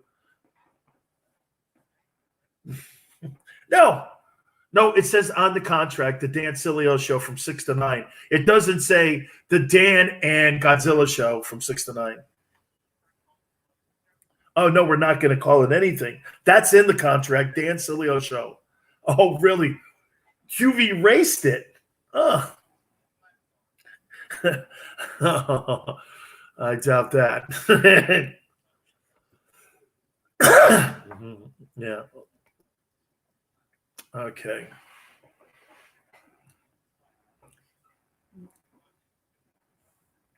Well, here's what I'm going to do. Okay. 50% of my contract is guaranteed. If you'd like to pay me that in a lump sum, I'll take it. On the way out, I'm done.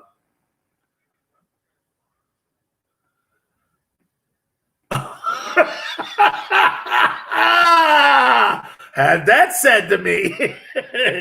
Just like that, too. Dude, I had a guy go like this. If you don't do what we're going to say, I'll tell you what we're going to do. You know the 6 months in the year that we have on the negotiable non-compete? You'll sit another 6.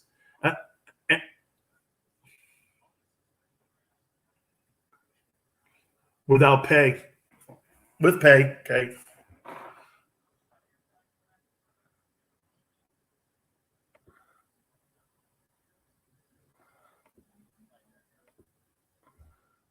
Didn't they do that to Howard? I thought at the end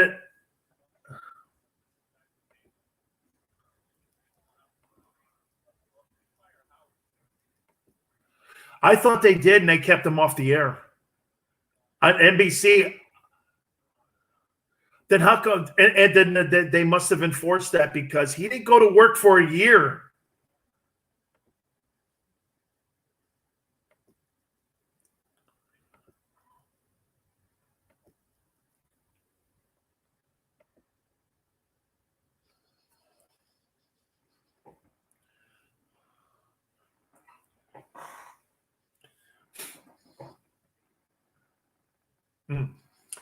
Dan Sileo, USA Radio Network.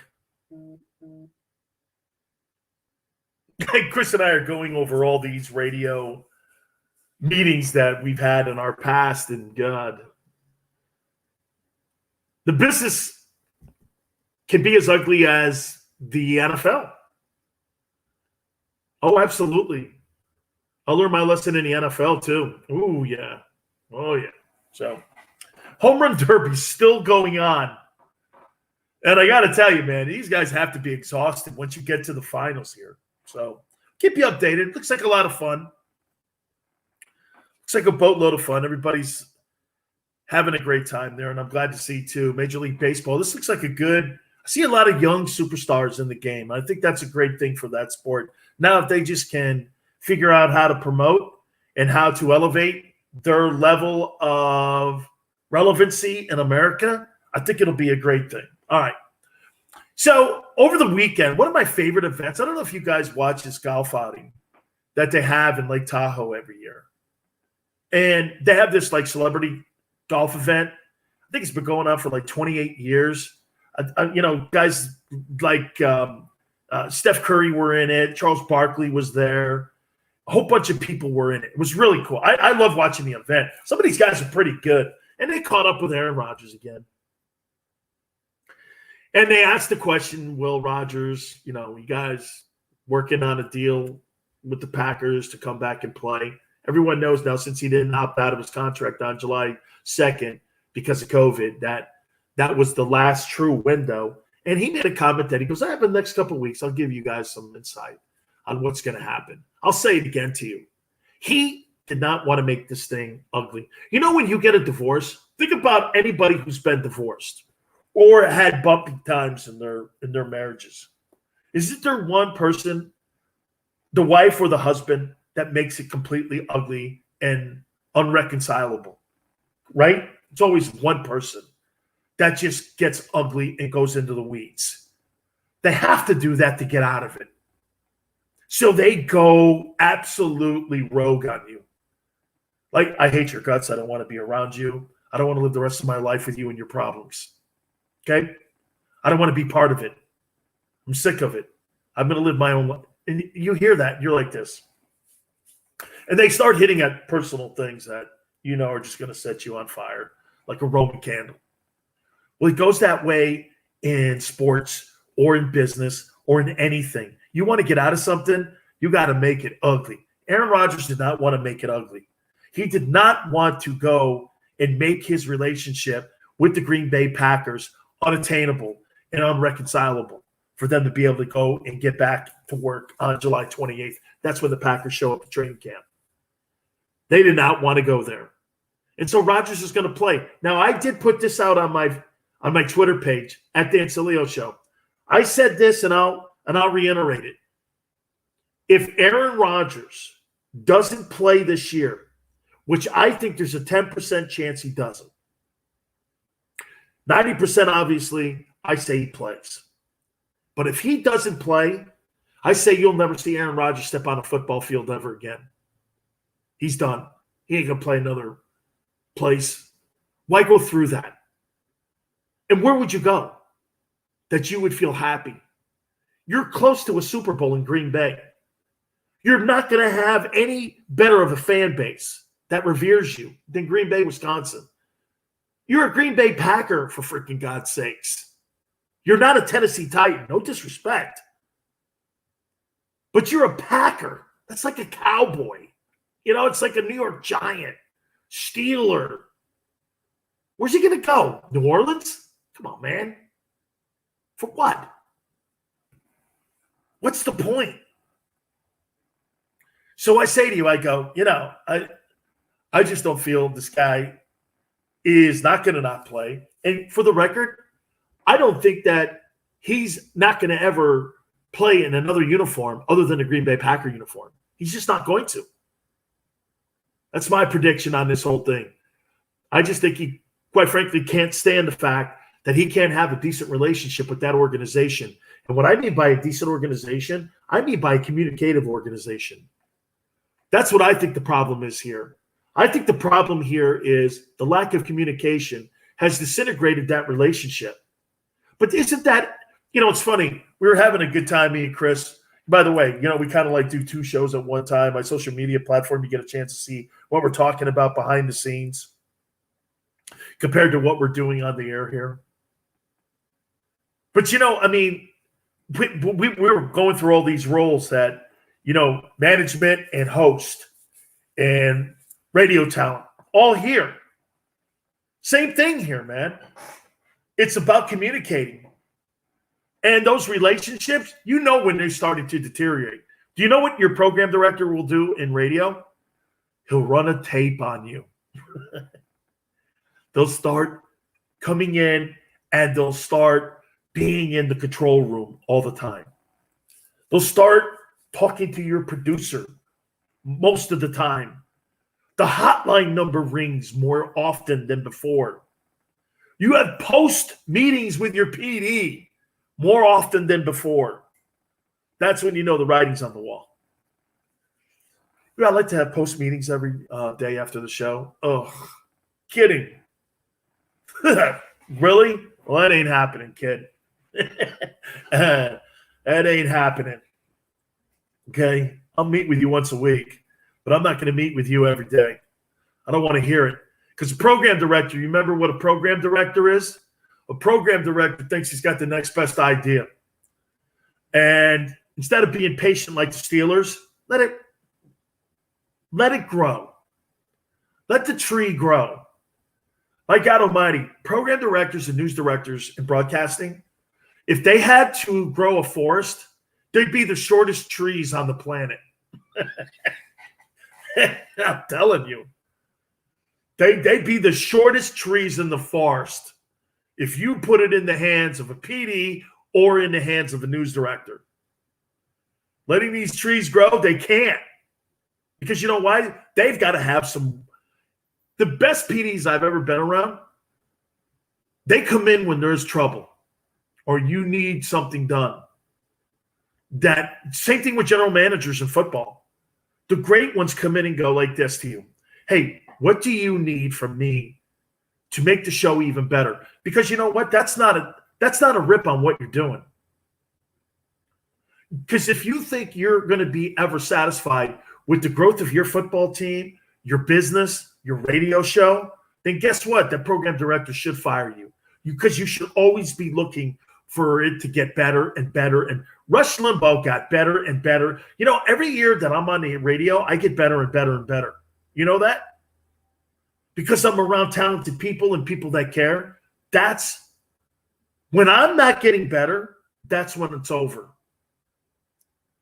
I'm doing so much better radio today in my life than I ever have. Because you know why? I don't really care anymore. I don't. But I'm careful. It's funny, huh? It's kind of a contradiction in itself what I just did. I don't care, but I'm careful in how I say it now. Because most of you are snowflakes. You're snowflakes, and you can't really handle anybody looking you in the face. Like most people on the planet could never handle a coach talking to them. Kid, that sucks. Well, what do you mean it sucks? What do you mean? Instead of taking it for what it is, he's not being a jackass if you know the guy. The guy will look you in the face and go, "That sucks, man. Kid, that's got to get better. I love you. I know. That's got to get better. You can't do that, dude. You run around the block like that and you kill our linebacker, that's on you, him getting knocked out like that. I've had that conversation. You got to play the guy in front of you, man. This is a team sport here, Dan. I know you want to make all the plays with television cameras, but you got to protect your guys on your team and play within a system here. Fast and everything, don't do that. Okay. I can't have it. I'll play a lesser guy than you because he'll do the right thing. And in the end, the right thing will win us the championship, not you running around the block and putting us out of position. I've had a conversation like that. But you know why? When Butch Davis was talking to me like that, I was like this. Well, he's not being a jackass or a tool to me. He's just telling me the truth. How many people you think can handle if they walked in and your guy just went like this? Hey, you know that sales call you were on? Pathetic. That was a pathetic sales call. I mean, who are you trying to sell it to? I mean, honestly, guy, that was horrible. That pitch was terrible. I wouldn't buy a fly swatter from you. And you're telling me, I mean, that was terrible. Work on it. Man, you know people like that in the world today. You talk to them like that. That's why Trump always aggravated people. Because you know what aggravated most Americans about Donald Trump? The way he spoke to people. He spoke to them like a team owner. And how he runs his business. Direct. Those guys aren't the nicest dudes on the planet, man. Mark Cuban's got a nice way about himself. I call it bedside manner. There's certain people that have great bedside manner when it comes to my business of broadcasting and also in corporate business. Coaching, too. There's good Mike Tomlin's got great bedside manner with his players. The head coach of the Steelers. You know why? Mike will put anybody on. Do you know what makes Mike Tomlin the great coach that he is in the league? This is what he does. He puts people on blast like Ben Roethlisberger, Antonio Brown, and it doesn't matter. Because you know why? If you're a rookie in that room or you're a free agent and you're like this, man, that guy just put the face of the franchise on blast and said that sucked, Ben. Man, that means to me he could say anything he wants to me too. Nobody has preferential treatment. Now, listen, you treat stars differently than you do the 53rd guy on your roster. I'm not saying that. But as men, you can't treat anybody any different. That's why when people go like this, well, you treat your stars differently than you do. Yeah. You know how I treat you differently? Check your paycheck out every week or every 2 weeks. Other than that, I don't have to kiss your ass, kid. That's what people miss. I kiss your ass every 2 weeks. But you think I'm going to treat you any different? I'm not going to treat you any different as a man. Why would I? I give you more money than everybody in the building, dude. We're going to leave it at that. When you present it like that to people, like Ben makes $35 million a year. But guess what? Tomlin doesn't care. He figures that paycheck is respect enough of what they think of him. And Ben should know that without him telling him that. Isn't that great? Some guys can't take that. Why are you paying me all this money? And you're trashing me? That's why I'm trashing you. That's why I'm talking to you like that. So everyone in the locker room knows nobody gets treated any different. Nobody, including you, Ben. I'm using Roethlisberger as an excuse because Tomlin does put him on blast. All right. I don't know if any of you had a chance to watch UFC 264 over the weekend. I did. I thought Dana put on another spectacular event, and I watched all the fights. They were great. Vegas, it was awesome to see. It was completely packed. And I'll say this to you, too. Dustin Poirier was dominating Conor McGregor. Conor McGregor sustained an ankle injury, which had stoppage to the fight in the first round. And that was the end of that thing. But however, it's going to be over 2 million buys. Conor McGregor's lost 4 of his last 5 fights. He's clearly not the same. But you know the one thing that he still owns? He still owns the heavyweight championship belt. He's not really a heavyweight. He's a featherweight. And I'm talking the heavyweight championship belt of guess what? Money. Okay? Of money. Money. Everybody on the planet wants to fight Conor McGregor because he commands great paychecks. You know, he's promoting that thing. It was really well promoted. But once again, he got into the ring, and he's not the same guy. You know what we're paying for right now?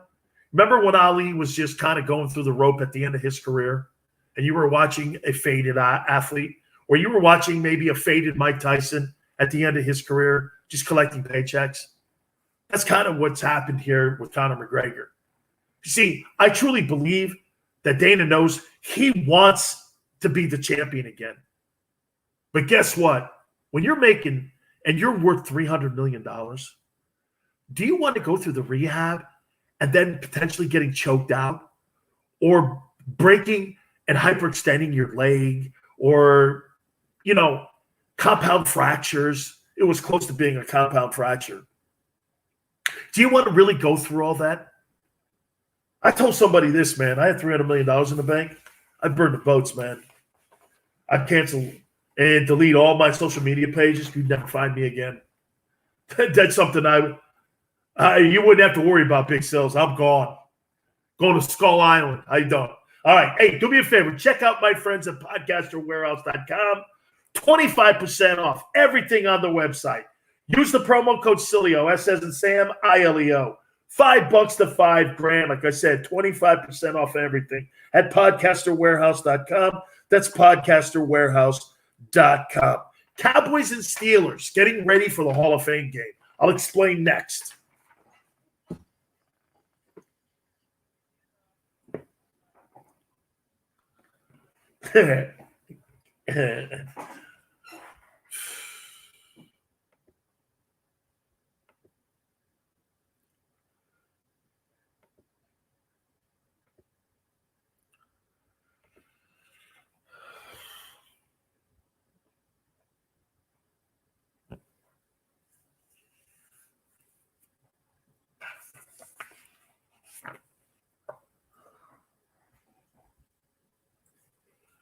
Why? It's got nothing to do with me.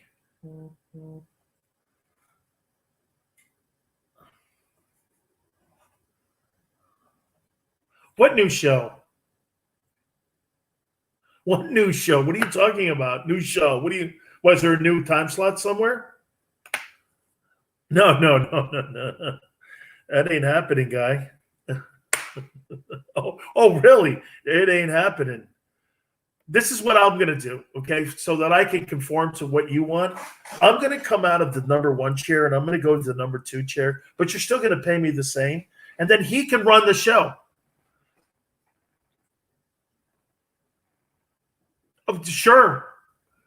And by the way, I won't say a word, and he can do all of it as far as I'm concerned.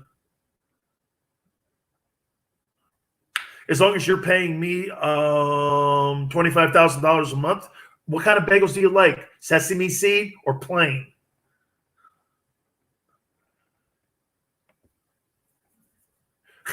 Oh, no doubt, man. I'd be like, I went like this. He goes like this to me one time. He goes, yeah, we're going to put this guy, Craig Sheeman, in with you. And I go, that guy's a dope. And they go, he's a young talent. I go, he's a dope. And I said this, well, then you know what you can do? You can put him in the number 1 chair.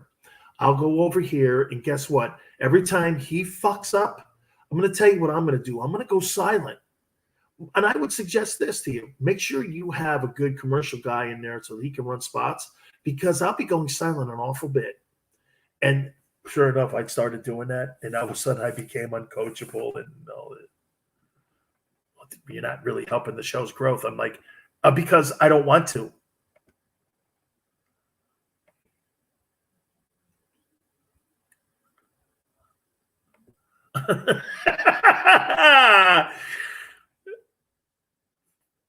Oh wait, so Davenport, man, you must have had a hell of a station in Davenport, Iowa.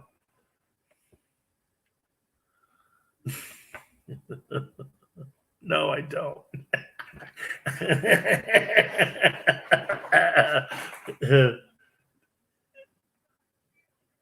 Hey, dude. No, man. That's Chris. That's exactly how people are, man. Yeah. Hey. Yeah.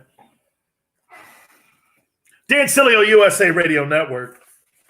I hope you're watching what we're doing, me and Chris, behind the scenes here. It's funny as hell, man. Yeah, Chris is throwing up in his mask right now. Oh, wait, he don't wear one. He must be a conservative. I don't know. That's how we're starting to define political parties. Oh, mask Democrat. Oh, no, mask Republican now.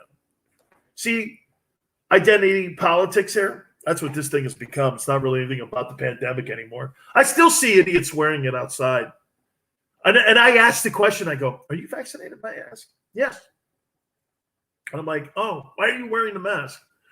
Well, I'm still not. I'm like, the CDC told us that it's okay if you've been vaccinated and you're outside.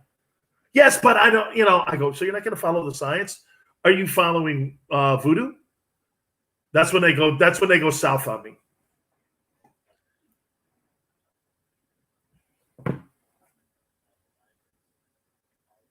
Yes, I have.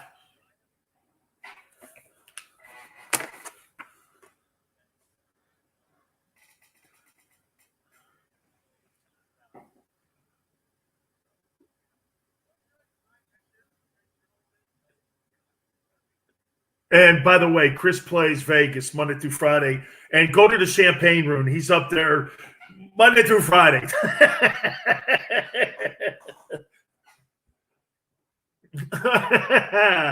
Thank you very much, Chris. Thank you. Yes.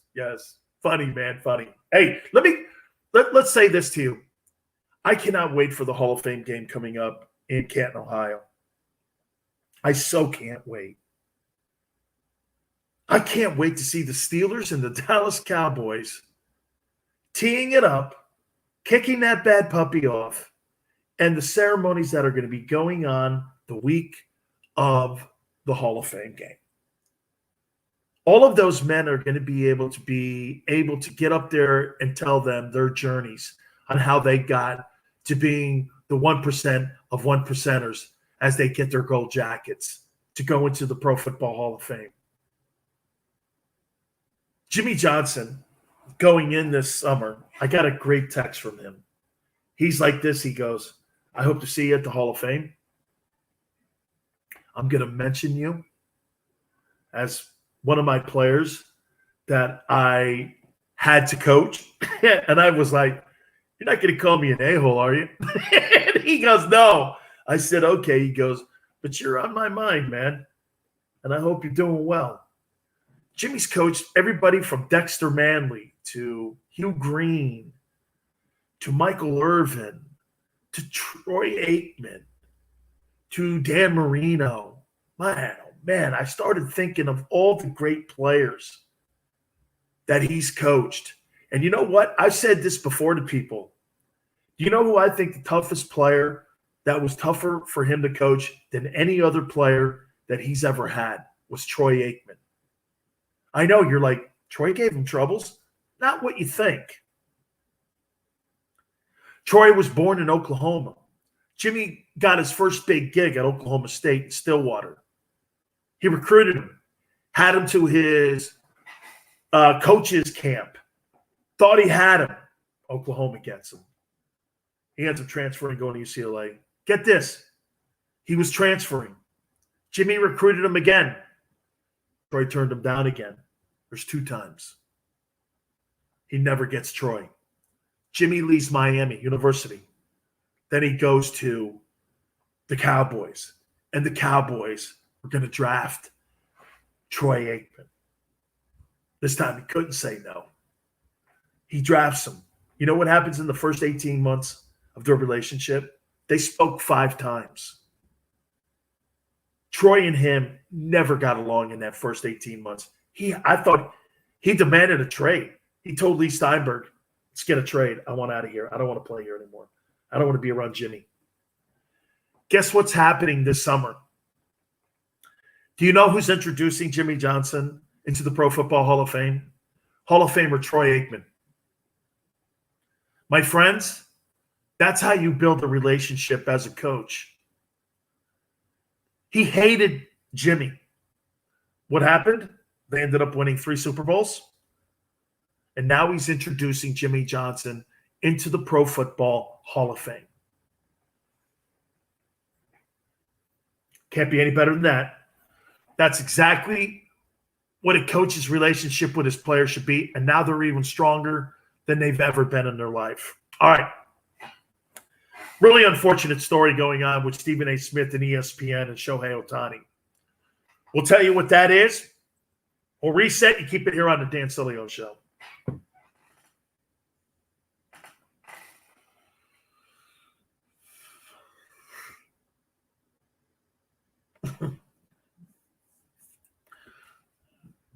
Don't stick your face in on my show then.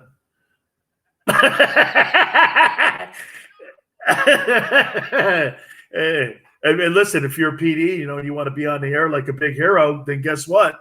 You got to go along with the punches, right? Can't be my boss on the air too, can you? See, isn't that terrible?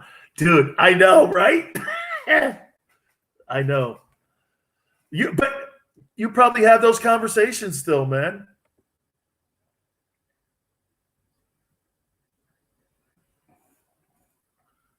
Oh yeah. Yeah.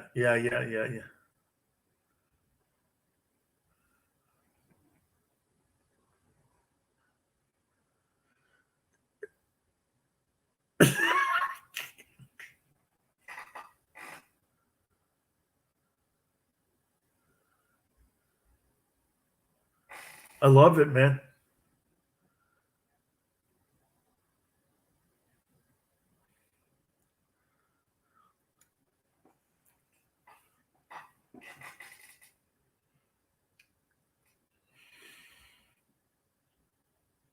I love you, dude. I'll talk to you tomorrow. I'm going to eat. Ah, nice. I love you, dude. Later, man. Thank you. Bye. Chris is great.